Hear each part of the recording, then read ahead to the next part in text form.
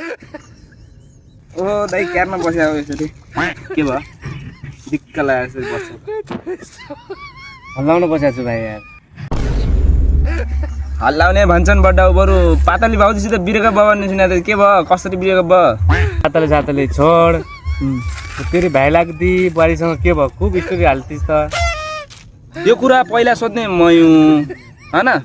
अब सबै कुरा ठुलो मान्छेबाट सुरुवात गर्छ नि त पहिला तिमी भन अनि म भन्छु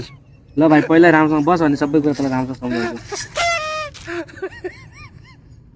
के भन्नु भाइ पातलीले सुन मागिन् मैले लगेर पादे नुन दिएँ मेरो पनि त्यस्तै त्यस्तै छ दाइ उनले मसला पिस्ने बेला जिरा मागे रहेछिन् मैले लगेर किरा दिएँ हो र भाइ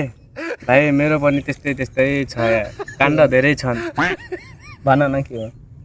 उनले टेड्डी मागेको थिइन् मैले जङ्गलबाट खोजेर भालुको बच्चा लगेर दिएँ मेरो पनि त्यस्तै छ दाइ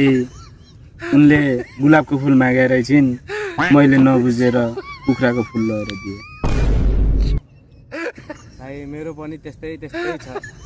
उनले गाईको घाँडो फुगाएर ल्याऊ भने मैले योभन्दा धेरै नबोल दाइ मलाई बाख्रा चढाउनु छ मलाई हतार पर्छ म त गएँ